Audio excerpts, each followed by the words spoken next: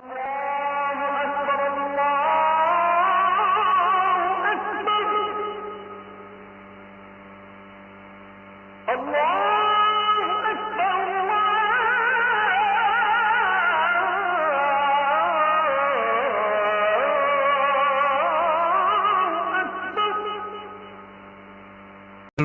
সূরাতুত তিনের কয়েকটা আয়াত তেলাওয়াত করেছি। এটা কালামুল্লাহ মাজিদের 95 নাম্বার সূরা। এই সূরাটা মক্কাতুল মুকাররমাতে নাজিল হয়েছে। এই সূরার আয়াত সংখ্যা 8টা। এই সূরার শুরুতে আল্লাহ তাআলা 4টা কসম করেছেন, ওয়াত-তিনি ওয়াজ-যাইতুনি ওয়া তুরি সিনিনা ওয়া হাযাল বালাদিল আমিন। ওয়াত-তিন, তিনের কসম, ওয়াজ-যাইতুন, যাইতুনের কসম, ওয়া তুরি সিনিন, সিনাই পর্বতের কসম, ওয়া হাযাল বালাদিল আমিন, আর নিরাপদ শহরের কসম। তো 4টা শপথ করেছেন বা আল্লাহ তাআলা কসম করেছেন। কসম দিয়ে আল্লাহ তাআলা কোরআনের অনেক সূরা শুরু করেছেন। যেমন একটা সূরায় আল্লাহ ফজরের সময়ের কসম করেছেন, আল্লাহ বলেছেন ওয়াল ফাজর। আল্লাহ আকাশের কসম করেছেন ওয়াস সামা ইযাতিল বুরুজ। আল্লাহ তাআলা সূর্যের কসম করেছেন ওয়াশ শামসি ওয়া দুহাহা। এভাবে আল্লাহ তাআলা তার সৃষ্টির অনেক কিছুর কসম করে গুরুত্বপূর্ণ কোনো মেসেজ বা বার্তা আমাদের সামনে হাজির করেন। এই সূরাতে আল্লাহ তাআলা 4টা জিনিসের কসম করে একটা খুবই গুরুত্বপূর্ণ বার্তা মানব মণ্ডলীর জন্য এই সূরাতে তিনি হাজির করেছেন। এই সূরাটা আমাদের অনেকেরই মুখস্থ আলহামদুলিল্লাহ, এবং আল্লাহ রাসূল সাল্লাল্লাহু আলাইহি ওয়াসাল্লাম প্রায় বিভিন্ন নামাজে এই সূরাটা তেলাওয়াত করতেন।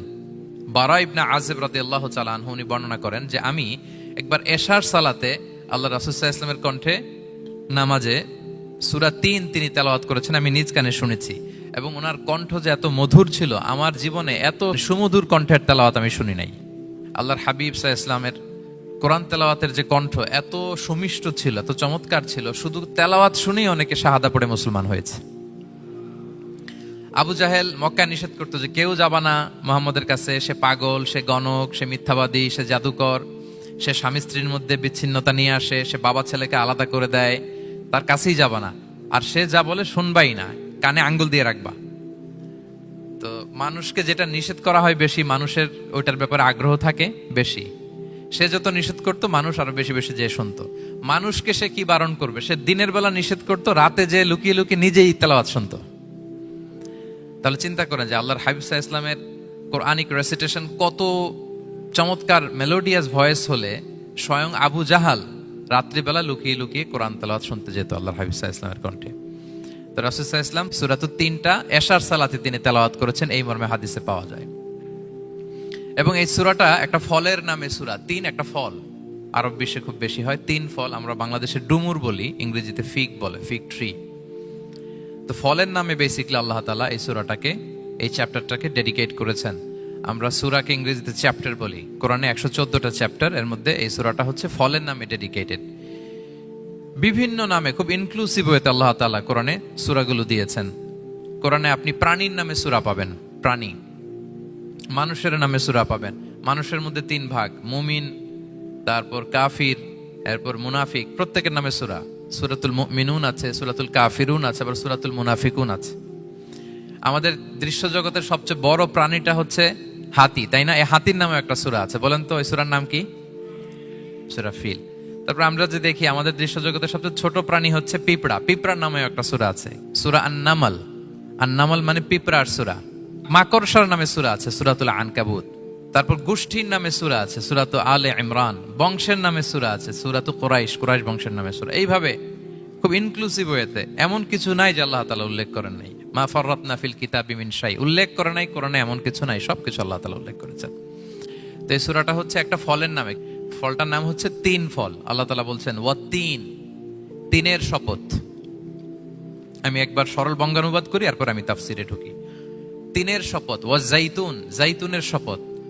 ওয়া তুরি সিনিন, সিনাই পর্বতের শপথ। ওয়া হাযাল বালাদিল আমিন, এই নিরাপদ শহরের শপথ। লাকাদ খালাকনাল ইনসানা ফি আহসানি তাকওয়িম, নিশ্চয় আমি মানুষকে খুব চমৎকার সুন্দর অবয়বে সৃষ্টি করেছি। সুম্মা রাদাদনাহু আসফালা সাফিলিন, এরপরে তাকে আবার নিচু থেকে নিচুর দিকে নামিয়ে দিয়েছি। ইল্লাল্লাযীনা আমানু ওয়া আমিলুস সলিহাত, তবে তারা ছাড়া যারা ঈমান এনেছে এবং সৎকর্ম করেছে। ফালাহুম আজরুন গায়রু মামনুন, তাদের জন্য আছে অফুরন্ত পুরস্কার। ফামা ইউকাযযিবুকা বা'দু বিদ্দিন, এগুলো জানার পরও কিসে তোমাকে দিন অস্বীকারের ব্যাপারে উদ্বুদ্ধ করলো? আলাইসাল্লাহু বিআহকামিল হাকিমিন, আল্লাহ তাআলা কি শ্রেষ্ঠ বিচারক নন? সাদাকাল্লাহুল আযীম। এই হচ্ছে এই সূরাটির সরল অনুবাদ। এবার আমরা তাফসিরে ঢুকি। প্রথমে আল্লাহ তাআলা বলেছেন ওয়াত্তিন, তিনের শপথ। তিন মানে তো আমরা জানলাম, তিন মানে ডুমুর। আল্লাহর হাবিব সাল্লাল্লাহু আলাইহি ওয়াসাল্লাম তিনি তিন ফল পছন্দ করতেন এবং এটা ডায়াবেটিক্সের জন্য ভালো, ডায়াবেটিক্স নিয়ন্ত্রণ করে। আমাদের বোনদের যাদের ইররেগুলার মেনস্ট্রুয়েশনাল পিরিয়ড হয় এটার জন্য এটা খুব ভালো এবং খুব স্ট্রেংথ স্টেমিনা আনে শরীরে। এটা জান্নাতের একটা গাছ। আদম আলাইহিস সালাম এবং হাওয়া আলাইহিস সালামকে যখন আল্লাহ বলেছিল ওয়ালা তাকরাবা হাযিহিশ শাজারাতা ফাতাকুনা মিনায যালিমিন, আদম এবং হাওয়া জান্নাতের সব জায়গায় যা যেতে মন চায় যাও, যা খেতে মন চায় খাও, এই নিষিদ্ধ গাছের কাছে যেও না, তাহলে তোমরা জালিম হয়ে যাবে। শয়তান এসে উল্টা বুঝালো, সে বলল তোমাদের খেতে নিষেধ করছে কেন জানো? আল্লাহ চায় না যে তোমরা জান্নাতে থাকো, আল্লাহ চায় এখান থেকে তোমাদের বের করে দিবে, কিন্তু তোমরা যদি এই গাছের ফল খাও আল্লাহ আর বের করতে পারবে না। দেখছেন শয়তানের অবস্থা? শয়তান কিন্তু নেগেটিভিটি নিয়ে সামনে আসে না, আসে খুব আপনার ওয়েল উইশার হিসেবে, উপদেশ নিয়ে খুব ভালো একটা পজিটিভ ওয়েতে আসে। তো ওনারা খেয়ে ফেললেন এই নিষিদ্ধ গাছের ফল। খাওয়ার ফলে আদম আলাইহিস সালাম, হাওয়া আলাইহিস সালাম, ওনাদের গা থেকে জান্নাতের পোশাকগুলো ঝরে পড়ে গেল। এখন কি দিয়ে ওনারা ওনাদের প্রাইভেটকে ঢাকবেন? তখন ওনারা তাফসির ফি জিলালিল কোরআনে এসেছে যে ওনারা এই তিন গাছের পাতা নিয়ে নিজেদের প্রাইভেট ঢেকেছিলেন। সুবহানাল্লাহ। সেই তিন ফলের কসম আল্লাহ করলেন, ওয়াত্তিন, তিনের শপথ। এরপর আল্লাহ তাআলা বললেন ওয়া জাইতুন, জাইতুনের শপথ। জাইতুন মানে হচ্ছে জলপাই। তো আল্লাহ তাআলা বললেন ওয়া জাইতুন, জাইতুনের শপথ। জাইতুন মানে হচ্ছে জলপাই, ইংরেজিতে আমরা যেটাকে অলিভস বলি। তো আল্লাহ তিনের কসম করলেন এবং অলিভের কসম করলেন। দুইটাই খুব উপকারী ফল এবং আল্লাহর হাবিব সাল্লাল্লাহু আলাইহি ওয়াসাল্লাম তিনি জলপাইও খুব পছন্দ করতেন। ওনার রেগুলার ফুড আইটেমের মধ্যে জলপাই ছিল, অলিভস ছিল। এটা পাহাড়ি এরিয়া, মরুভূমিতে হয় এবং রাসূল সাল্লাল্লাহু আলাইহি ওয়াসাল্লাম বলেছেন কুলু যাইত ওয়াদাহিনু ফাইন্নাহু মিন শাজারাতিন মুবারাকা, তোমরা অলিভ অয়েল এটা খেও এবং এটা গায়ে মালিশ করো, কেননা এটা বরকতময় একটা গাছের ফল, শাজারা মুবারাকা। এটা শরীরের ব্যাড কোলেস্টেরলকে কমিয়ে দেয়। দাড়িতে অ্যাপ্লাই করলে, চুলে অ্যাপ্লাই করলে সহজে পাকে না দাড়ি চুল, এবং স্কিনে অ্যাপ্লাই করলেও স্কিনের জন্য ভালো, স্কিনের জন্য বেশ ভালো। এটা যাদের সুযোগ হয় আপনারা দাড়িতে চুলে অ্যাপ্লাই করবেন, খাবেন। এটা খাওয়াও যায়। তামবুতু বিদ্দুহনি ওয়াসিবগিল লিল আখিলিন, কোরআনে এসেছে। এটা অয়েল হিসেবে ইউজ করে, আবার খাবার হিসেবেও ইউজ করা যায়। সালাদ ড্রেসিং এর ক্ষেত্রে কিন্তু অলিভ অয়েল আমরা ইউজ করি। ইদানিং পিজাতে খুব ইউজ করা হয় অলিভ, জলপাইটা। তো এটা আপনারা খেতে পারেন, এটা খুবই সুস্বাদু। এবং জলপাই গাছের মানে জাইতুন গাছের ডালের মেসওয়াক খুব ভালো হয়। আল্লাহর হাবিব সাল্লাল্লাহু আলাইহি ওয়াসাল্লাম জাইতুনের ডাল দিয়ে মেসওয়াক করতেন। তিনি বলতেন নি'মাস সিওয়াকিয়া জাইতুন, সবচেয়ে শ্রেষ্ঠ মেসওয়াক হচ্ছে জাইতুনের। মিনাশ শাজারাতিল মুবারাকা, কারণ এটা বরকতময় গাছের ডালা। এবং ফাইন্নাহু সিওয়াকি ওয়া সিওয়াকুল আম্বিয়া মিন ক্বাবলি, এই জাইতুনের ডাল দিয়ে আমিও যেমনি মেসওয়াক করি, আমার আগে যত নবী পৃথিবীতে এসেছে সবাই জাইতুনের ডাল দিয়ে মেসওয়াক করত। আল্লাহ বলেন ওয়াত্তিনি ওয়াজ জাইতুন, তিনের শপথ আর জাইতুনের শপথ। এরপর আল্লাহ তাআলা বললেন ওয়াতুরি সিনিন, সিনাই পর্বতের শপথ। প্রথমে দুইটা ফলের শপথ করলেন, এবার একটা পাহাড়ের শপথ করতেছেন। আপনারা কি তুর পাহাড়ের নাম শুনেছেন? হ্যাঁ শুনেছেন। এই সিনাই পর্বত দ্বারা তুর পাহাড় উদ্দেশ্য। এটা মিশরের একটা পাহাড়, অনেক উঁচু, 2285 মিটার উঁচু। ওইটার নিচে আছে মুকাদ্দাসে তুয়া, যেখানে মুসা আলাইহিস সালামকে আল্লাহ তাআলা জুতা খুলতে বলেছিলেন। ফাখলা না আলাইকা ইন্নাকা বিল ওয়াদিল মুকাদ্দাসে তুয়া, হে মুসা তুমি পবিত্র উপত্যকায় এসেছো, জুতা খুলো। তো ওখানে সব ধর্মের লোকেরা যায়, সব ধর্মের লোকদের জন্য তীর্থস্থান। মুসলিম, জুইশ, খ্রিস্টিয়ান সবাই যায়। এটা সিনাই একটা এলাকা আছে মিশরের, north south Sinai, north Sinai, এটা সাউথ সিনাইতে অবস্থিত। তো নিচে একটা খ্রিস্টানদের প্রাচীন গির্জা আছে, সেন্ট ক্যাথেরিনা গির্জা। সেখান থেকে চলতে চলতে আপনাকে উপরে যেতে হবে, ফজরের পরে আবার চলে আসতে হবে, তা না হলে দুপুরবেলায় 10টা-11টার দিকে এমন সূর্যের প্রখর তাপ ওই পাথরের মধ্যে লাগে, ওখানে আর থাকা যায় না। একেবারে তুর পাহাড়ের উপরে সেখানে খ্রিস্টানদের জন্য ছোট্ট একটা সিনাগোগ আছে, তারা প্রার্থনা করে। খ্রিস্টানদের একটা চার্চ আছে, মুসলিমদের জন্য ছোট্ট একটা মুসল্লা আছে সুরাওয়ের মতো। আল্লাহ ওই সিনাই উপত্যকার কসম করেছেন, ওয়াতুরি সিনিন, সিনাই উপত্যকার কসম। এখানে আল্লাহ তাআলা মুসা আলাইহিস সালামকে তাওরাত দিয়েছিলেন, মেজর একটা আসমানি কিতাব দিয়েছিলেন, এবং সরাসরি মুসা আলাইহিস সালাম এই পাহাড়ের চূড়ায় বসে আল্লাহ তাআলার সাথে কথা বলতেন। ওয়া কাল্লামাল্লাহু মুসা তাকলিমা, উনি সরাসরি কথা বলতেন। এটা ওনার একটা স্পেশাল বৈশিষ্ট্য ছিল, ক্যারেক্টারিস্টিক্স। এবং আল্লাহ তাআলা নূরের তাজাল্লি দিয়ে এই পাহাড়কে একবার জ্বালিয়ে দিয়েছিলেন। আজও এই পাহাড়ের রংটা অনেকটা একটু লালচে, একটু কালোচে, একটু রেডিশ কালারের। এবং মুসা আলাইহিস সালাম এই নূরের তাজাল্লির ঝলকে তিনি বেহুশ হয়ে গিয়েছিলেন এই পাহাড়ের উপরে। ইয়াজুজ মাহাজুজ যখন কিয়ামতের আগে আগমন করবে, তখন মুসলমানদের সেন্টার হবে। ঈসা আলাইহিস সালাম মুসলমানদেরকে নিয়ে ওইখানে অবস্থান করবেন, এই তুর পাহাড়ের ওখানে। এবং আল্লাহর হাবিব সাল্লাল্লাহু আলাইহি ওয়াসাল্লামের মেরাজের রাতে ইসরার সময় একটা স্টেশন ছিল এই তুর পাহাড়। জিবরাইল আলাইহিস সালাম এই তুর পাহাড়ে আল্লাহর হাবিব সাল্লাল্লাহু আলাইহি ওয়াসাল্লামকে নামিয়ে বলেছিলেন যে এটা জাবাল মুসা, আপনার ভাই মুসার পাহাড়, আপনি এখানে 2 রাকাত নামাজ পড়েন, দোয়া করেন। আল্লাহর হাবিব সাল্লাল্লাহু আলাইহি ওয়াসাল্লাম এই তুর পাহাড়ে 2 রাকাত সালাত আদায় করেছিলেন এবং দোয়া করেছিলেন। আল্লাহ এই তুর পাহাড়ের কসম কাটলেন, ওয়াতুরি সিনিন, সিনাই পর্বতের কসম, যেখানে তাওরাত কিতাব নাজিল হয়েছিল। এরপর আল্লাহ তাআলা বললেন ওয়াহাদাল বালাদিল আমিন, আর এই নিরাপদ শহরের শপথ। এই শহর দ্বারা মক্কা শহর উদ্দেশ্য, কারণ রাসূল সাল্লাল্লাহু আলাইহি ওয়াসাল্লাম তখন মক্কায় ছিলেন, মক্কা নগরী। এই শহরের পূর্ব নাম ছিল বাক্কা। মক্কা নগরীকে বলা হয় উম্মুল কুরা, সব শহরের মা, সব শহরের সেন্টার, পৃথিবীর নাভিস্থল। এবং আল্লাহ তাআলা বলেছেন মান দাখালাহু কানা আমিনা, এখানে যে প্রবেশ করবে সে নিরাপদ। হেরেমের মধ্যে কিন্তু কাউকে আক্রমণ করা যায় না, কোনো খুনিও যদি ঢুকে যায় অ্যাটাক করা যাবে না। তো জাহেলি যুগে এমনটা ঘটতো, কারোর সাথে কারো শত্রুতা হলে, ধরেন যে একজন তার বাবাকে হত্যা করেছে, তো সে তাকে পেয়েছে, ওই লোক বাঁচার জন্য দৌড়াতে দৌড়াতে হেরেমের ভিতরে ঢুকে যেত, কারণ সে জানে যে হেরেমে ঢুকলে সে আমাকে মারবে না। তো পরে সে যখন হেরেম থেকে বেরোতো, আবার তার সাথে যুদ্ধ শুরু হতো। এবং এই শহরের এত মর্যাদার কারণ হচ্ছে সাইয়েদনা ইব্রাহিম আলাইহিস সালাম তিনি আল্লাহর কাছে দোয়া করেছিলেন যে রব্বি জাআল হাযা বালাদান আমিনা, হে আল্লাহ আপনি এই শহরকে নিরাপদ করেন, ওয়ারযুক আহলাহু মিনাস সামারাত, আর এই শহরের অধিবাসীদেরকে আপনি ফলমূল দিয়ে রিজিকের ব্যবস্থা করেন। এখনো দেখবেন যে সারা পৃথিবীতে যেই ফল নাই, মক্কাতে ওই ফল আছে। সারা পৃথিবী থেকে ফল ওখানে যায়। এবং মক্কার নেইবরিং সিটি তায়েফ, সেখানে অনেক ফল উৎপাদিত হয়, এখানে আসে। নিরাপদ শহর, বালাদান আমিনা। এবং আল্লাহর হাবিব সাল্লাল্লাহু আলাইহি ওয়াসাল্লাম বলেছেন যে এই মক্কা শহর আমার সবচাইতে প্রিয় শহর। বাধ্য হয়ে তিনি যখন হিজরত করলেন মদিনায়, সেদিন বারবার তিনি মক্কার দিকে পেছনে ফিরে ফিরে তাকান, আর কেঁদে কেঁদে তিনি বলতেছিলেন যে মাক্কাতু আহাব্বুল বিলাদ ইলাইয়া, মক্কা আমার কাছে সবচেয়ে প্রিয় নগরী। লাউলা উখরিজতু লামা খারাজতু, আমাকে যদি জোর করে বের করে দেয়া না হতো, আমি কোনোদিন মক্কা ছেড়ে অন্য কোথাও যেতাম না। আল্লাহর হাবিব সাল্লাল্লাহু আলাইহি ওয়াসাল্লামের সবচেয়ে প্রিয় শহর ছিল মক্কা, এবং এটা আল্লাহর হাবিব সাল্লাল্লাহু আলাইহি ওয়াসাল্লামের জন্মস্থান, মাকান মাউলিদির রাসূল। রাসূল সাল্লাল্লাহু আলাইহি ওয়াসাল্লামের বিলাদাত হয়েছে এই শহরে।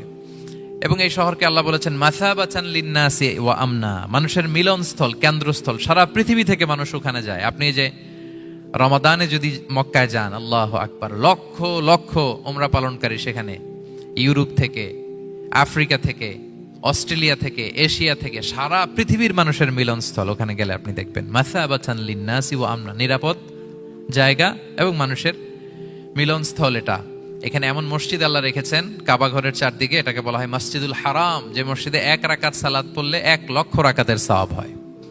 আল্লাহর ঘরকে কেন্দ্র করে তাওয়াফের নির্দেশ দেওয়া হয়েছে, ওয়ালিয়াত তাওয়াফু বিল বাইতিল আতিক। পৃথিবীর কোনো ঘরকে তাওয়াফ করা যায় না, কোনো ঘরকে, এই একটা মাত্র ঘর যেটাকে এর চারদিকে এরকম তাওয়াফ করা যায়। তাহলে এই পবিত্র ঘর, পবিত্র মসজিদ যেই শহরে অবস্থিত, সেই শহরের কসম আল্লাহ করেছেন। আল্লাহ বললেন ওয়াহাদাল বালাদিল আমিন, এই নিরাপদ শহরের কসম, মানে মক্কা শহরের কসম। আমরা আপাত দৃষ্টিতে আমাদের কাছে মনে হচ্ছে 2টা ফলের কসম, একটা পাহাড়ের কসম, একটা নগরীর কসম। আসলে বেসিকলি আল্লাহ তাআলা এই 4টা শপথ দিয়ে 3 নবীর জন্মস্থান, 3 নবীর নবুয়তের কসম করেছেন। কিভাবে সেটা আমি মিলিয়ে দেই। এই যে প্রথমে যে আল্লাহ বলেছেন ওয়াত্তিনি ওয়া জাইতুন, 3 এবং জাইতুনের কসম। পৃথিবীতে সবচেয়ে বেশি 3 এবং জাইতুন কোথায় উৎপন্ন হয় জানেন? ফিলিস্তিনে। কোথায়? শাম দেশে, যেটা হাদিসের পরিভাষায় বলা হয় শাম, বর্তমান ফিলিস্তিন এবং সিরিয়া মিলে। 3 জাইতুন দিয়ে বেসিকলি আল্লাহ তাআলা ফিলিস্তিনের শপথ করেছেন, শাম দেশের শপথ, যেখানকার বেথলহামে ঈসা আলাইহিস সালাম, জেসাস ক্রাইস্ট, তিনি জন্মগ্রহণ করেছেন, ঈসা আলাইহিস সালামের জন্মস্থান। তাহলে 3 জাইতুনের শপথের মাধ্যমে মূলত আল্লাহ তাআলা ঈসা আলাইহিস সালামের জন্মস্থানের শপথ করেছেন, কারণ সেখান থেকে ওহী বিচ্ছুরিত হয়েছে, ওনার কাছে ইনজিল নাজিল হয়েছিল। এবং এই শামের মর্যাদার ব্যাপারে অনেক কথা আল্লাহর হাবিব সাল্লাল্লাহু আলাইহি ওয়াসাল্লাম তিনি বলেছেন। আল্লাহ রাসূল সাল্লাল্লাহু আলাইহি ওয়াসাল্লাম যখন মেরাজে যান, তখন মক্কা থেকে এই শাম দেশে ফিলিস্তিনের বাইতুল মাকদাসে রাসূল সাল্লাল্লাহু আলাইহি ওয়াসাল্লামকে নিয়ে যাওয়া হয়েছিল। এবং রাসূল সাল্লাল্লাহু আলাইহি ওয়াসাল্লাম প্রায় বলতেন তুবা আলি শাম, শামের জন্য বরকত, কেননা ফেরেশতারা তাদের রহমতের পাখা শাম দেশের উপর বিছিয়ে রেখেছে। এবং তিনি বলতেন ফিতনার সময় আলাইকুম বিশাম, তোমরা শামে যেও, শামে থেকো। এবং তিনি দোয়া করেছেন আল্লাহুম্মা বারিক লানা ফি শামিনা, আল্লাহ তুমি আমার শাম অঞ্চলে আল্লাহ তুমি বরকত দিও। এবং হাদিসে এসেছে এই শামই হচ্ছে আরদুল মাহশার, এখানেই হাসর হবে। শাম অঞ্চলকে বিস্তীর্ণ করে এখানেই ময়দানুল মাহশার আল্লাহ তাআলা কায়েম করবেন, হাসরের ময়দান এখানেই হবে। এবং সেখানেই হচ্ছে সানিউল কিবলাতাইন, আমাদের আগের কেবলা কিন্তু বাইতুল মাকদাসের দিকে ছিল, যেটা শামে অবস্থিত, ফিলিস্তিনে বাইতুল মুকাদ্দাস, যেই মসজিদে নামাজ পড়লে 1 রাকাতে 500 রাকাতের সওয়াব। 3টা মসজিদে সালাত পড়লে স্পেশাল ভার্চুর কথা আছে, এর বাইরে আর অন্য মসজিদের বিশেষ কোনো ফজিলত নাই, বাকি সব মসজিদ সমান। এক হচ্ছে মসজিদুল হারাম, 1 রাকাতে 1 লক্ষ রাকাত। 2 নম্বর মসজিদে নববী, 1 রাকাতে 1000 রাকাতের সওয়াব, আর একটা দুর্বল বর্ণনায় 50,000 রাকাতের সওয়াব। 3 নম্বরে এই মসজিদুল আকসা, 1 রাকাতে 500 রাকাতের সওয়াব। এই 3 মসজিদে যেন আমরা যে সালাত আদায় করতে পারি, আল্লাহ তুমি তৌফিক দান করো। 2 মসজিদে তো একেবারেই সহজ যাওয়া, মক্কা মদিনাতে। বাইতুল মাকদাসের জন্য আমরা যেতে পারি, আল্লাহ তুমি সেই পরিস্থিতি আমাদের জন্য তৈরি করে দাও। তো এই বাইতুল মাকদাসের দিকে রাসূল সাল্লাল্লাহু আলাইহি ওয়াসাল্লাম টানা 14 বছর নামাজ পড়েছেন। 14 বছর। প্রথম 13 বছর কোনো সমস্যা হয়নি মক্কায়, কারণ তখন কেবলা বাইতুল মুকাদ্দাস থাকলেও রাসূল সাল্লাল্লাহু আলাইহি ওয়াসাল্লাম সামনে রাখতেন কাবাকে। কেবলা বাইতুল মুকাদ্দাস, কিন্তু তিনি তো মক্কায় ছিলেন নবুয়তির প্রথম 13 বছর, সামনে কাবাকে রাখতেন, তারপরে টু দ্য ডাইরেকশন অফ বাইতুল মুকাদ্দাস। কিন্তু যখন মদিনায় গেলেন তখন তো আর কাবা নাই, তখন রাসূল সাল্লাল্লাহু আলাইহি ওয়াসাল্লাম কাবাকে মিস করতে আরম্ভ করলেন। আর প্রায় আল্লাহর কাছে কামনা করতেন, আমার বংশের গোড়া ইব্রাহিম আলাইহিস সালামের রুট যেখানে, আমার জন্মস্থান, সেই কাবার দিকে যদি আবার কেবলাটা ফিরিয়ে দেয়া হতো। কদ নারা তাকাল্লুবা ওয়াজহিকা ফিস সামা ফালানুওয়াল্লিয়ান্নাকা কিবলাতান তারদাহা। আল্লাহ আয়াত নাযিল করলেন, নবী আপনি আকাশের দিকে তাকিয়ে কি ভাবেন আমি বুঝি, আপনি চান কেবলা যেন আমি মক্কার দিকে ঘুরিয়ে দেই। আল্লাহ তাআলা ঘুরিয়ে দিলেন। আল্লাহ বলেন ফাওয়াল্লি ওয়াজহাকা শাতরাল মসজিদিল হারাম, এখন থেকে মসজিদুল হারামের দিকে আপনি টু দ্য ডাইরেকশন অফ কেবলা নামাজ পড়বেন। কেবলা চেঞ্জ হয়ে গেল। তো মদিনায় যে 16-17 মাস আর মক্কায় 13 বছর, মোট 14 বছর আল্লাহর হাবিব সাল্লাল্লাহু আলাইহি ওয়াসাল্লাম এই মসজিদুল আকসার দিকেই হয়েই তিনি নামাজ পড়েছেন। এটা আমাদের আগের কেবলা ছিল। এবং শেষে কিয়ামতের আগে যে মালহামার যুদ্ধ হবে, তখন রাসূল সাল্লাল্লাহু আলাইহি ওয়াসাল্লাম বলেছেন মালহামার যুদ্ধের সময় মুসলমানদের ফুস্তাদ বা তাবু হবে, শিবির হবে এই ফিলিস্তিনের দামেস্কের পাশে আল গৌতা নামে এক জায়গা আছে, ওই গৌতাতে। এবং ঈসা আলাইহিস সালাম এসে যে দাজ্জালকে হত্যা করবেন সেটাও ওই শামে, ফিলিস্তিনের বাবুল লুদ এখনো একটা জায়গা আছে, ওই জায়গাটার নাম এখনো বাবুল লুদ, ওখানে তিনি দাজ্জালকে হত্যা করবেন। এবং সেখানে একটা সাদা মিনারা আছে, ফেরেশতার পাখায় ভর করে ঈসা আলাইহিস সালাম তখন সেখানে নেমে আসবেন। ওই ফিলিস্তিনের ওই শাম দেশের ওই মিনারার পাশে তিনি এসে পৃথিবীতে তিনি নুজুল করবেন, নুজুল ঈসা আলাইহিস সালাম। তো 3 এবং জাইতুনের কসম করে বেসিকলি আল্লাহ তাআলা ঈসা আলাইহিস সালামের জন্মস্থানের কসম করেছেন। কারণ 3 এবং জাইতুন, ডুমুর এবং জলপাই, অলিভ কোন দেশে বেশি হয়? শাম দেশে। আওয়াজ করে বলেন কোন দেশে? বর্তমান ফিলিস্তিন এবং সিরিয়া। এবং ওই ভূখণ্ডে আল্লাহ নবী ঈসা আলাইহিস সালামের জন্মস্থান। তাহলে এই 2 ফলের কসম করে বেসিকলি আল্লাহ তাআলা ঈসা আলাইহিস সালামের জন্মস্থানের কসম করেছেন। ওনার প্রতি নাজিল হওয়া যে তাওরাত ইনজিল গ্রন্থ, এই রেভেলেশনের কসম করেছেন। আচ্ছা, এরপরে ওয়াতুরি সিনিন, সিনাই পর্বতের কসম। সিনাই পর্বত বা তুর পাহাড় হচ্ছে মিশরে অবস্থিত, আর মিশর হচ্ছে মুসা আলাইহিস সালামের জন্মস্থান। কার জন্মস্থান? মুসা আলাইহিস সালামের জন্মস্থান। তাহলে ওয়াতুরি সিনিন, তুর পাহাড়ের কসম বুঝিয়ে আল্লাহ তাআলা মূলত মুসা আলাইহিস সালামের জন্মস্থানের কসম করেছেন, যেখানে তাওরাত নাজিল হয়েছে। এরপরে ওয়াহাদাল বালাদিল আমিন, এ নিরাপদ শহর বলে আল্লাহ তাআলা মক্কা শহরকে বুঝিয়েছেন। আর মক্কা কার জন্মস্থান বলেন তো? মুহাম্মদুর রাসূলুল্লাহ সাল্লাল্লাহু আলাইহি ওয়াসাল্লাম, সাইয়্যিদুল মুরসালিন, খাতামুন নবিয়্যিন, রাহমাতাল লিল আলামিন, হাবিবুল্লাহ মুহাম্মদুর রাসূলুল্লাহ সাল্লাল্লাহু আলাইহি ওয়াসাল্লামের জন্মস্থান। তাহলে এই 4টা আয়াতে 4টা শপথের মধ্য দিয়ে মূলত আল্লাহ তাআলা ঈসা আলাইহিস সালামের জন্মস্থান, মুসা আলাইহিস সালামের জন্মস্থান এবং মুহাম্মদ সাল্লাল্লাহু আলাইহি ওয়াসাল্লামের জন্মস্থান, যেই 3টা এলাকায়, ভূখণ্ডে 3টা মেজর ওহী নাজিল হয়েছে। এক তো ঈসা আলাইহিস সালামের কাছে নাজিল হয়েছে ইনজিল কিতাব, আর একটা হচ্ছে তাওরাত। তাওরাত এমন কিতাব যে কিতাব দিয়ে হাজার হাজার নবীরা ফয়সালা করেছেন। বনি ইসরাইলের অনেক নবীর উপর কোনো কিতাব নাজিল হয়নি, তার মানে তারা রসুল ছিলেন না, তারা নবী। তারা সবকিছু তাওরাত দিয়েই ফয়সালা করতেন। আর রাসূল সাল্লাল্লাহু আলাইহি ওয়াসাল্লামের উপর কোরআন নাজিল হয়েছে। তার মানে প্রথম 4টি শপথ দিয়ে বেসিকলি ইনজিলের শপথ, তাওরাতের শপথ এবং কোরআনের শপথ। বুঝতে পেরেছেন সবাই? আল্লাহ ওহির শপথ করেছেন। দেখেন, ফল, পাহাড়, নগরী মাড়িয়ে সারা পৃথিবী ঘুরিয়ে আপনাদেরকে শেষ পর্যন্ত ইনজিল, তাওরাত এবং কোরআনে নিয়ে আসছি। আসছেন আমার সাথে, আসছেন? হ্যাঁ, এই রেভেলেশনের শপথ আল্লাহ করেছেন। তাহলে ওয়াত্তিনি ওয়াজাইতুনি ওয়াতুরি সিনিনা ওয়া হাযাল বালাদিল আমিন, এই 4 আয়াতে 4টা শপথের মধ্য দিয়ে মূলত আল্লাহ তাআলা আসমান থেকে নাজিল হওয়া যে ওহী, এই ওহীর শপথ অথবা ওহী যেই ভূখণ্ডে নাজিল হয়েছে সেই ভূখণ্ডগুলোর শপথ করে আল্লাহ একটা গুরুত্বপূর্ণ কথা বলবেন। সেটা কি? আল্লাহ তাআলা বললেন, লাকাদ খালাকনাল ইনসানা ফি আহসানি তাকওয়িম, আর আমি মানুষকে অত্যন্ত চমৎকার অবয়বে সৃষ্টি করেছি, চমৎকার গঠনে, চমৎকার স্ট্রাকচারে, ডিজাইনে সৃষ্টি করেছি। মানুষের দৈহিক অবকাঠামো গঠন এটা যেমনি চমৎকার, মানুষের ইন্টেলেকচুয়াল কাঠামো এটা চমৎকার, মানুষের আচরণগত যে বিহেভিয়ারাল ট্রেটস, ক্যারেক্টারিস্টিক্স এটাও চমৎকার। প্রত্যেক দিক থেকে আল্লাহ তাআলা নান্দনিক ভাবে মানুষকে তিনি তৈরি করেছে। আমরা যদি দেহের কথা বলি, হিউম্যান অ্যানাটমি নিয়ে যাদের ধারণা আছে, আপনি শুনলে অবাক হবেন এত জটিল ভাবে আমাদের দেহটা ফাংশন করে। ঠিক যেই মুহূর্তে আমি কথা বলতেছি আমার ব্রেইন সচল, আমার নার্ভ সিস্টেম সচল, হেয়ারিং সিস্টেম, স্মেলিং সিস্টেম, আমার এই যে হার্ট সচল, সিস্টোলিক ডায়াস্টোলিক অলিন্দ নিলয় হচ্ছে, আমার লাং কাজ করতেছে, কিডনি ইজ ওয়ার্কিং পারফেক্টলি, সব কিছু কাজ করতেছে। এত সূক্ষ্মভাবে আমাদের দেহটা কাজ করে, এটাকে ইংরেজিতে বলে মরফোলজি, আকৃতি সংক্রান্ত যে বিদ্যা, এটা নিয়ে যদি আপনি দেখেন যে মানুষের হাত কিভাবে কাজ করে, মানুষের পা কিভাবে কাজ করে, মানুষের হিউম্যান ব্রেইন কিভাবে কাজ করে, আপনি অবাক হবেন। এবং আল্লাহর যে সেট আপ, লাকাদ খালাকনাল ইনসানা ফি আহসানি তাকওয়িম, নিশ্চয় আমি মানব জাতিকে চমৎকার অবয়বে তৈরি করেছি। আপনি যদি অবয়বটা দেখেন, আমাদের স্ট্রাকচার, এর চেয়ে সুন্দর করে আর তৈরি করা যেত না, এর চেয়ে সুন্দর আর হতে পারে না। যেখানে যা দেয়ার, মাথার চুল থেকে পায়ের নখ পর্যন্ত, আপনি একটা ডিজাইনে, স্ট্রাকচারে, সেট আপে আপনি ভুল ধরতে পারবেন না। যেখানে যেটা দরকার, আপনি একটু খেয়াল করে দেখেন যে এই যে আমাদের চোখ, চিকিৎসা বিজ্ঞান বলতেছে যে মানুষ 10 মিলিয়নেরও বেশি রং শনাক্ত করতে পারে। Human eyes can identify more than 10 million colours. 10 মিলিয়নেরও বেশি রং আমরা আমাদের চোখ দিয়ে শনাক্ত করতে পারি। সুবহানাল্লাহ, সুবহানাল্লাহ বিহামদি। আচ্ছা, চোখের সেটআপটা একটু যদি খেয়াল করেন, দেখেন আমার এই চোখ এখানে না থেকে এটা যদি জাস্ট 2 ইঞ্চি উপরে এখানে হইতো, এইটা যদি কপালে যদি আমাদের চোখ হইতো, কি অবস্থা হইতো বলেন তো? সিজদা দিতে পারতেন আল্লাহকে? বলেন, দিতে পারতেন? আচ্ছা, আমরা কিছু খাওয়ার সময় আমরা কি করি? ওইটা ভালো আছে কিনা, পচে গেল কিনা, স্মেলটা আগে দেখি, তারপরে খাই। দেখেন কত চমৎকার সেটআপ। একটু খেয়াল করেন, এই নাকের সেটআপ যদি এইখানে না থাকে, আমাদের নাক যদি পেছনে থাকতো, খাওয়ার সময় খাবারটা বাসি কিনা, ভালো আছে কিনা কি করতেন?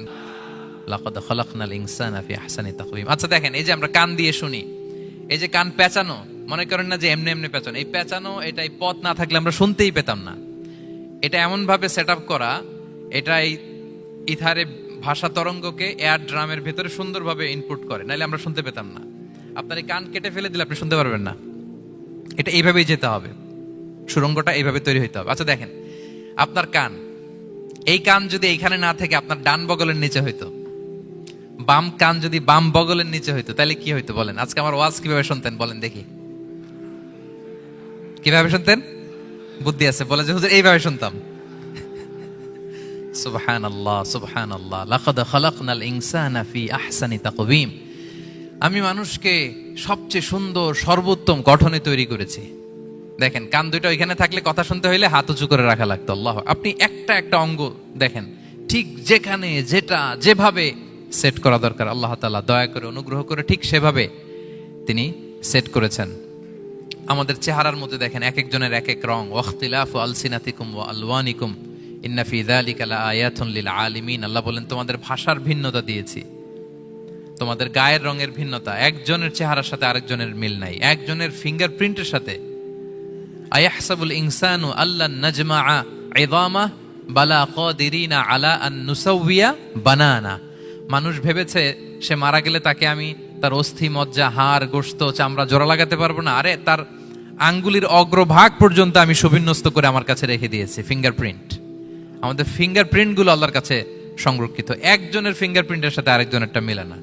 এই যে আমার 10 আঙ্গুলে 10টা ফিঙ্গারপ্রিন্ট, পায়ের গুলো হচ্ছে ফুটপ্রিন্ট, একটার সাথে আরেকটা মিলে। আমার এটার সাথে এটা মিলবে বলেন? আমার সাথে আপনারটা মিলবে? বর্তমানে পৃথিবীতে কত কোটি মানুষের বসবাস বলেন? এই যত মানুষ পৃথিবীতে আছে, একজনের আঙ্গুলের ছাপের সাথে, এই যে বায়োমেট্রিক্যাল অথেন্টিকেশন যে আমরা করি, একজনের ফিঙ্গারপ্রিন্টের সাথে আরেকজনের ফিঙ্গারপ্রিন্টের মিল নাই, একজনের ফুটপ্রিন্টের সাথে ফুটপ্রিন্ট মিল, ইভেন একজনের আই প্রিন্টের সাথে। আমাকে একজন ওনার হসপিটালে নিয়ে গেল ঢাকায়, তো উনি ওনার দরজা খুলতেছে আই প্রিন্ট দিয়ে, মানে উনি না গেলে খুলে না। উনি আর ওনার খুব কাছের স্টাফ, এটা গুরুত্বপূর্ণ একটা অফিস, তো উনি চোখ দিল, আই প্রিন্ট নিল, এরপরে দরজা খুলে যাচ্ছে। দেখেন, একজনের আই প্রিন্টের সাথে আরেকটা আই প্রিন্ট মেলে না। সুবহানাল্লাহ। প্রিয় ভাইরা, একজনের ফিঙ্গারপ্রিন্টের সাথে আরেকজনের ফিঙ্গারপ্রিন্টের কোনো মিল আছে পৃথিবীতে? ফুটপ্রিন্টের সাথে, আই প্রিন্টের সাথে। কারণ ডিজাইনারটা কে বলেন তো? হুয়াল্লাযী ইউসাউবিরুকুম ফিল আরহামি কাইফা ইয়াশা। মায়ের পেটে থাকতেই আল্লাহ তাআলা এগুলো ডিজাইন করে দিয়েছেন। আমি কেমন হব, আমার বৈশিষ্ট্য কেমন কেমন হবে, এই যে আমি যে আমার বাবা দাদা 14 পুরুষের ডিএনএ বয়ে বেড়াই, এগুলো সব নিয়ে আমার বৈশিষ্ট্য, আমার কণ্ঠস্বর, আমার ক্যারেক্টারিস্টিক্স, আমার ফিচার কেমন হবে, সব তিনি আল্লাহ তাআলা মায়ের পেটে থাকতে ডিজাইন করে দিয়েছেন। সুবহানাল্লাহ। আল্লাহ বলছেন লাকাদ খালাকনাল ইনসানা ফি আহসানি তাকওয়িম। প্রিয় ভাইরা, কসম করার পরে আল্লাহ যে কথাটা বলেন এটা অনেক গুরুত্বপূর্ণ, খুবই গুরুত্বপূর্ণ বার্তা। আল্লাহ চারটা কসম করে তিনটা নবীর জন্মস্থানের শপথ করে তিনি বললেন লাকাদ খালাকনাল ইনসানা ফি আহসানি তাকওয়িম। নিশ্চয় আমি অত্যন্ত চমৎকার আকৃতিতে মানুষকে তৈরি করেছি। মানুষের গঠন এরকম, মাথা থেকে পা পর্যন্ত। আমি তো দু একটার কথা বললাম, চোখ, নাক, কান, আপনি একটা একটা করে যদি ধরেন, আমাদের হেয়ারিং সিস্টেম কিভাবে কাজ করে, হেয়ারিং নার্ভ কিভাবে কাজ করে, আমাদের সেন্সেশন কিভাবে কাজ করে, আমাদের ব্রেন কিভাবে কাজ করে। আমাদের এক একজনের ব্রেন 1.5 কেজি ওজন, 3 পাউন্ডের মতো একটা সুস্থ মানুষের অ্যাভারেজ ব্রেনের ওজন। এই ব্রেনের মেমোরি হচ্ছে 2.5 মিলিয়ন গিগাবাইট। আপনার মোবাইলে স্পেস কত বলেন, মেমোরি কত? হ্যাঁ, 512 জিবি। আর আমার আর আপনার ব্রেইনের যে মেমোরি, এই মেমোরি হচ্ছে 2.5 মিলিয়ন গিগাবাইটস। আল্লাহ, এই যে প্রতি মুহূর্তে আমাদের নিউরন কানেক্টিভিটি হচ্ছে, ব্রেনের স্নায়ুগুলোর যত কানেক্টিভিটি হয়, যত আমরা চিন্তা করে ব্রেনকে খাটাই, নতুন নতুন জিনিস আমরা তৈরি করতে পারি। এবং এমন ভাবে আল্লাহ তাআলা এমন সফিস্টিকেটেড ব্রেন আল্লাহ মানুষকে দিয়েছে, মানুষ পারে না এমন কিছু নাই। মানুষ যা কল্পনা করতে পারে মানুষ তা করে দেখাতে পারে। এজন্য আমাদের কল্পনার জানালাটাকে বড় করতে হবে। আই রিপিট, মানুষ যা কল্পনা করতে পারে, ইমাজিন করতে পারে, সেটা মানুষ করে দেখাতে পারে। ওই ক্যাপাসিটি দিয়ে আল্লাহ তাআলা মানুষকে তৈরি করেছেন। সুবহানাল্লাহ, সুবহানাল্লাহ। লাকাদ খালাকনাল ইনসানা ফি আহসানি তাকওয়িম। এই ব্রেনকে খাটিয়ে মানুষের কত ইনভেনশন, কত ডিসকভারি, মানুষ সভ্যতার পর সভ্যতা বিনির্মাণ করেছে। চোখ ধাঁধানো মানুষের আবিষ্কার, তাক লাগিয়ে দিয়েছে গোটা বিশ্বে একটার পর একটা করে। আল্লাহ এমন ভাবে মানুষকে তিনি তৈরি করেছেন। লাকাদ খালাকনাল ইনসানা ফি আহসানি তাকওয়িম। চমৎকার অবয়বে, তার দৈহিক অবয়ব যেমনি সুন্দর, তার বুদ্ধিগত, তার চিন্তাগত, তার ইন্টেলেক্ট, এটাও তেমন সুন্দর, এটাও তেমন চমৎকার। পৃথিবীর কোন প্রাণীকে আল্লাহ তাআলা এরকম হিউম্যান ব্রেনের মতো এরকম সফিস্টিকেটেড ব্রেন দিয়ে, ইন্টেলেক্ট দিয়ে তৈরি করেনি। এজন্য সব প্রাণী থেকে মানুষ আলাদা।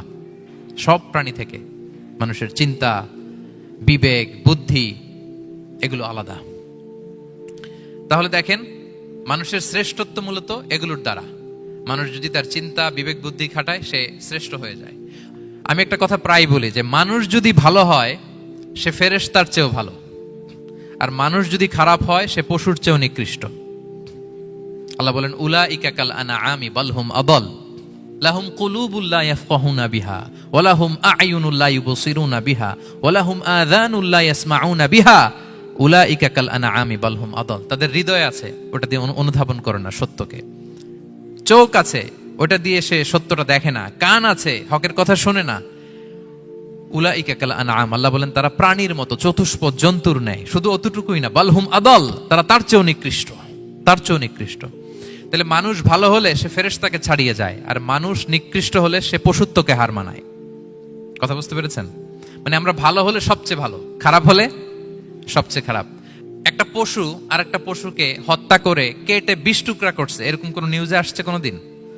কিন্তু আশরাফুল মাখলুকাত মানুষ তার মতো রক্তে মাংসে গড়া আরেকটা মানুষকে নির্মম ভাবে হত্যা করে কেটে 20 টুকরা করে বস্তাবন্দি করে ডোবার মধ্যে ফেলে রাখছে, এরকম নিউজ আছে না বলেন? আছে। মানুষ তার মতো একটা মানুষকে নির্মম ভাবে হত্যা করে। এরকমও তো আছে যে কেরোসিন দিয়ে তার মতো আরেকটা মানুষকে সে জ্বালিয়ে দিয়েছে, আছে না নাই বলেন? গ্রামের পর গ্রাম জ্বালিয়ে দেয়, জনপদের পর জনপদ ধ্বংস করে দেয়, বোমা মেরে শহর উড়িয়ে দেয়। লিটল বয় মেরেছিল আমেরিকান সোলজাররা জাপানের হিরোশিমা শহরের উপর। আমি হিরোসীমা তো গত বছর ভিজিট করে আসলাম, আমি নিজে দেখে এসেছি যে এখানে বোমটা মেরেছে, মুহূর্তের মধ্যে পুরো শহর ভ্যানিশ, এমন রেডিয়েশন। তো যেই আমেরিকান পাইলট বোমা মারতেছে সেও মানুষ, সেও কি? আর যাদেরকে ধ্বংসের জন্য এই লিটল বয় মারলো হিরোশিমাতে আর ফ্যাটম্যান মারলো নাগাসাকিতে, এরাও কি? তাহলে দেখেন, মানুষ তার মতো আরেকটা মানুষকে এরকম মেরে টুকরো টুকরো কুচি কুচি করতে সে দ্বিধাবোধ করে না। আল্লাহ, মানুষ গণহত্যা চালায়, জেনোসাইড। এই যে আমাদের বাংলাদেশে তো কিছুদিন আগে হলো গণহত্যা, হেলিকপ্টার থেকে গুলি করে বাচ্চা মেরে ফেলতেছে। কার বাচ্চা? কার কলিজার টুকরা সন্তান? Don't care. জনগণের টাকায়, ট্যাক্সের টাকায় কেনা বুলেট, হেলিকপ্টার দিয়ে জনগণকে, ছাত্রদেরকে হত্যা করা হয়েছে। দেখেন, সেও মানুষ। যারা হত্যা করতেছে, গণহত্যা, জেনোসাইড চালিয়েছে, তারাও মানুষ। তাহলে মানুষ যদি খারাপ হয়, মানুষের চেয়ে খারাপ আর কেউ হয়? আর মানুষ ভালো হলে মানুষের চেয়ে ভালো কেউ হতে পারে? মানুষ এমন জায়গায় যেতে পারে যেখানে ফেরেশতারাও যেতে পারে না। জিবরাইল ইসলামের যাওয়ার সীমানা যেখানে শেষ, মুহাম্মদ সাল্লাল্লাহু আলাইহি ওয়াসাল্লামের ঊর্ধ্ব জগতের কাহিনী সেখান থেকে শুরু। আল্লাহু আকবার। তাহলে মানুষ ভালো হলে ফেরেশতাকে ছাড়ায়, মানুষ খারাপ হলে পশুত্বকে হার মানায়। So the decision is yours. রাস্তা দুইটা, আপনি কোন দিকে যাবেন? আপনি কি ডান দিকে জান্নাতের পথে যাবেন নাকি বাঁ দিকে জাহান্নামের পথে যাবেন? সিদ্ধান্ত আপনার। আল্লাহ তাআলা বললেন, লাকাদ খালাকনাল ইনসানা ফি আহসানি তাকওয়িম। আমি মানুষকে চমৎকার আকৃতিতে তৈরি করেছি। হাতের মেকানিজম কি, পায়ের মেকানিজম কি, আমার চেয়ে আপনারাও ভালো জানেন। এগুলো ঘন্টার পর ঘন্টা আপনি বলতে পারবেন যে কেমন ভাবে আল্লাহ তাআলা তৈরি করেছেন। আল্লাহ বলেন, মানুষকে আমি অত্যন্ত চমৎকার আকৃতি দিয়ে তৈরি করেছি। তার সৃষ্টিগত কাঠামো, তার বুদ্ধিবৃত্তিক কাঠামো, তার চিন্তাগত কাঠামো, তার আচরণগত কাঠামো, তার নৈতিকতায় তাকে এমন উচ্চ মর্যাদার আসন আমি দিয়েছি, এটা যদি সে অ্যাচিভ করে, বিলং করে, তাহলে তার চেয়ে শ্রেষ্ঠ কেউ আর হতে পারে। কিন্তু আল্লাহর দেয়া এই ক্যাপাসিটিগুলো, এই নেয়ামাগুলো যদি সে অ্যাকসেপ্ট না করে, সে যদি পশুত্বের পথে হাঁটে, সে যদি শয়তানের দেখানো পথে হাঁটে, তাহলে সে এত নিচে যাবে, অন্য কেউ আর এত নিচে যেতে পারে না। মানুষ যত নিচে যেতে পারে, ফেরেশতারাও অত নিচে যেতে পারবে না, জিন জাতিও পারবে না, কোনো প্রাণীর পক্ষে যাওয়া সম্ভব না। তাহলে মানুষকে আল্লাহ তাআলা এমন সফিস্টিকেটেড ওয়েতে তৈরি করেছেন, চাইলে সে সবার উপরে যেতে পারে। আবার চাইলে আল্লাহর দেয়া নেয়ামতগুলোকে যদি সে ভিন্ন খাতে প্রবাহিত করে, সে সবচেয়ে নিকৃষ্ট হতে পারে। সেটাই আল্লাহ বললেন, সুম্মা রাদাদনাহু আসফালা সাফিলিন। এরপরে তাকে আমি হীন থেকে হীনতর করেছি, নিচ থেকে আরো নিচে নিয়েছি। সে যখন ঈমান আনে না, সে যখন সৎকর্ম করে না, সে যখন আল্লাহর শেখানো, আল্লাহর দেখানো রাস্তায় সে চলে না, সে যখন তার নফসের কথা শুনে, সে যখন তার প্রবৃত্তির গোলাম সাজে, সে সবচেয়ে নিকৃষ্ট হয়। আসফালা সাফিলিন মানে একেবারে নিচে, এর নিচে আর নাই। আল্লাহ বলেছেন, ইন্নাল মুনাফিকিনা ফি দারকিল আসফালি মিনান নার। সেখানে আল্লাহ আসফাল বলেছেন। মুনাফিকরা জাহান্নামের একেবারে তলদেশে থাকবে। তাই মানুষ যদি ঈমান আর সৎকর্মের বলে বলিয়ান না হয়, সে এত খারাপ হয়, কেউ এত নিচে যেতে পারে না। বলেন, মানুষ যত নিচে যেতে পারে, জিন তত নিচে যেতে পারবে? ফেরেশতারা পারবে না। আর মানুষ যত উপরে যেতে পারে, ফেরেশতারা এত উপরে যেতে পারবে না। সো দুইটারই সুযোগ আপনার আছে। সুম্মা রাদাদনাহু আসফালা সাফিলিনের দুইটা ব্যাখ্যা। কোন কোন মুফাসসির বলেছেন, যৌবনের পর, যৌবনে থাকে শক্তিশালী, বার্ধক্যের সময় যখন সে নুয়ে যায়, ছোট হয়, সে একেবারে দুর্বল হয়ে যায়, সেটা বোঝানো হয়েছে। আর অন্যান্য মুফাসসিরিন একরাম বলেছেন, না, আল্লাহর দেওয়া এই নেয়মা, ক্যাপাসিটি যখন সে সঠিক পথে কাজে লাগায় না, সে যখন প্রবৃত্তির অনুসরণ করে, সে তখন এত খারাপ হয়, এত নিচ থেকে নিচুতর হয়, এত হীন থেকে হীনতর হয়, তার চেয়ে হীনতর আর কেউ তখন হতে পারে না। সেখান থেকে বাঁচার দুটি রাস্তা আল্লাহ বলেছে। আল্লাহ বলছেন, ইল্লাল্লাযীনা আমানু ওয়া আমিলুস সলিহাত। তবে যারা ঈমান আনে এবং সৎকর্ম করে তারা ছাড়া। তারা ওই নিচু থেকে নিচুতর নয়, তারা শ্রেষ্ঠতর। ঈমান এবং সৎকর্ম, ঈমান এবং আমলে সালেহাত। কোরআনের অনেক জায়গায় আপনি আয়াতটা পাবেন, ইন্নাল্লাযীনা আমানু ওয়া আমিলুস সলিহাতি কানাত লাহুম জান্নাতুল ফিরদাউসি নুজুলা। নিশ্চয়ই যারা ঈমান এনেছে, সৎকর্ম করেছে, তাদের জন্য আমি জান্নাতে ফেরদাউস রেখে দিয়েছি। আল্লাহ বলেন, তারা নিকৃষ্ট হবে না যারা ঈমান এনেছে, সৎকর্ম করেছে। যারা কি এনেছে? ঈমান। আর কি করেছে? সৎকর্ম করেছে। ইল্লাল্লাযীনা আমানু, যারা ঈমান এনেছে, সৎকর্ম করেছে, ফালাহুম আজরুন গায়রু মামনুন, তাদের জন্য রয়েছে অফুরন্ত পুরস্কার, মানে জান্নাত। তাদের জন্য কি? ওই জান্নাতে যেতে আমরা চাই কি চাই না বলেন? রাস্তা কয়টা? এটা চলে গেছে ডান দিকে, এটার গন্তব্য হচ্ছে ডেস্টিনেশন জান্নাতুল ফেরদাউস। আর এটা শয়তানের পথ, এটা আপনার প্রবৃত্তির দেখানো পথ, এটা চলে গিয়েছে জাহান্নামে। So now the decision is years. আপনার ডিসিশন, কোন দিকে যাবেন, ডানে না বায়ে, জান্নাতে না জাহান্নামে? জান্নাতে যেতে চাই আমরা। ফালাহুম আজরুন গায়রু মামনুন, তাদের জন্য আছে অফুরন্ত নেয়ামত, অফুরন্ত পুরস্কার। আমরা যেন সেই পুরস্কার লাভে ধন্য হতে পারি, আমরা সবাই বলি আমিন। আল্লাহ বলেন, এইভাবে 4টা কসম করার পরে, এত গুরুত্বপূর্ণ বার্তা হাজির করার পরে, তোমার ঘুমন্ত বিবেককে জাগিয়ে তোমাকে বার্তা দেওয়ার পরেও কিভাবে তুমি অস্বীকার করতে পারো আখিরাতকে? ফামা ইউকাযযিবুকা বা'দু বিদ্দিন, এরপরেও কোন বিবেকে, কোন আকলে, কোন সাহসে তুমি কর্মফল দিবসকে অস্বীকার করো? কোন সাহসে? এখানে দিন দ্বারা উদ্দেশ্য কর্মফল। ভালো করলে যে ভালো পাবে, খারাপ করলে যে খারাপ পাবে। দিনের অনেক অর্থ, এটার তাফসিরে গেলে সময় কুলাবে না। ফামা ইউকাযযিবুকা বা'দু বিদ্দিন, এরপরেও কর্মফলকে অস্বীকার করার সাহস তুমি কোত্থেকে পাও? কিসে তোমাকে উদ্বুদ্ধ করে কর্মফল দিবসকে অস্বীকার করতে? আলাইসাল্লাহু বিআহকামিল হাকিমিন, আল্লাহ তাআলা কি শ্রেষ্ঠ বিচারক নন? সূরা আবু দাউদে আল্লাহর হাবিব সাল্লাল্লাহু আলাইহি ওয়াসাল্লাম বলেন, কেউ যদি সূরাতুত তিন তেলাওয়াত করে, করতে করতে যদি শেষ আয়াতে চলে আসে, আর সে যখন পড়ে আলাইসাল্লাহু বিআহকামিল হাকিমিন, আল্লাহ তাআলা কি শ্রেষ্ঠতম বিচারকদের মধ্যে সর্বশ্রেষ্ঠ বিচারক, জাজ নন? তখন সে যেন উত্তর দেয়, এটা তো আল্লাহর প্রশ্ন। আলাইসাল্লাহু বিআহকামিল হাকিমিন, আল্লাহ আমাদেরকে প্রশ্ন ছুড়ে দিয়েছেন যে আল্লাহ তাআলা কি শ্রেষ্ঠ বিচারক নন? তখন যে তেলাওয়াত করে সে যেন বলে বালা বালা ওয়া আনা আলা যালিকা মিনাশ শাহিদিন। বালা মানে অবশ্যই, হ্যাঁ আল্লাহ অবশ্যই আপনি শ্রেষ্ঠ বিচারক, আর আপনি যে শ্রেষ্ঠতম বিচারক এই সাক্ষী আমি দিচ্ছি, এই ঘোষণা আমি দিচ্ছি। পড়েন সুবহানাল্লাহ। আপনি দেখবেন মসজিদুল হারামে, হারামাল মাক্কিতে যখন তেলাওয়াত করে ইমাম সাহেবরা, এই আয়াতের পরেই যদি রুকুতে যায়, দেখবেন ফিস ফিস করে বলে যে বালা বালা ওয়া আনা আলা যালিকা মিনাশ শাহিদিন। আমি নিজে শুনেছি, দেখবেন ওনার এটা পরে, কারণ আল্লাহ এখানে প্রশ্ন ছুড়ে দিয়েছেন। আর উত্তর হিসেবে বলতে হবে বালা ওয়া আনা আলা যালিকা মিনাশ শাহিদিন, আল্লাহ অবশ্যই আপনি শ্রেষ্ঠ বিচারক। আল্লাহর চাইতে শ্রেষ্ঠ বিচারক আর হতে পারে? আমরা কত লাকি যে আল্লাহর আহকামুল হাকিমিন হিসেবে বিচারক পেয়েছি। হ্যাঁ, আমাদের বিচার যদি অন্য কেউ করতো, নিজেরা যদি নিজেদের, আল্লাহ যদি বলতো তোরটা বিচার তুই কর আর তোরটা তুই কর, কি অবস্থা হইতো বলেন? যার সাথে যার শত্রুতা আছে ওইখানে দেখাই দিত। কিন্তু আমরা বিচারক হিসেবে পেয়েছি কাকে? আল্লাহ কি পার্সিয়ালিটি করবে বিচারে? স্বজন প্রীতি করবে? কারো উপর জুলুম করবে? কাউকে ঠকাবে? আল্লাহ বলেন ওয়ামা আনা বিযাল্লামিল লিল আবিদ, আমি কখনো আমার বান্দার উপর জুলুম করি না, জুলুম করি না। নাদাউল মাওয়াজিনাল কিসতা লিয়াউমিল কিয়ামা, কিয়ামতের দিন আমি মিজান নামে এমন এক ন্যায় বিচারের মানদণ্ড স্থাপন করব, ফালা তুযলামু নাফসুন শাইআ, এক বিন্দু পরিমাণ কেউ মাজলুম হবে না, এক বিন্দু পরিমাণ কেউ মাজলুম হবে না। এজন্য দুনিয়াতে যদি বিচার না পান, আল্লাহর দরবারে বিচারটা দিয়ে রাখেন, সেদিন বিচার হবে। আহকামুল হাকিমিন আপনারা ঠকাবে না। দুনিয়াতে বিচার পান নাই, মাজলুম হয়েছেন, মানুষ ভুল বুঝছে, কেউ আপনারে ঠিক মতো বুঝে নাই, আপনার কথাটা কাকে বলবেন? বিপদে পড়লে ক্রাইসিস মোমেন্টে কাকে শেয়ার দিবেন? না ফেসবুকে শেয়ার দিবেন? আমরা তো ফেসবুকে শেয়ার দিয়ে দিই এখন। ফেসবুকে শেয়ার দেওয়ার আগে, বন্ধুকে শেয়ার দেওয়ার আগে, স্ত্রীর কাছে শেয়ার করার আগে আমার সমস্যার কথা আগে শেয়ার করব কাকে? কারণ আলাইসাল্লাহু বি আহকামিল হাকিমিন, আল্লাহ বলছেন আমি কি শ্রেষ্ঠ বিচারক নই?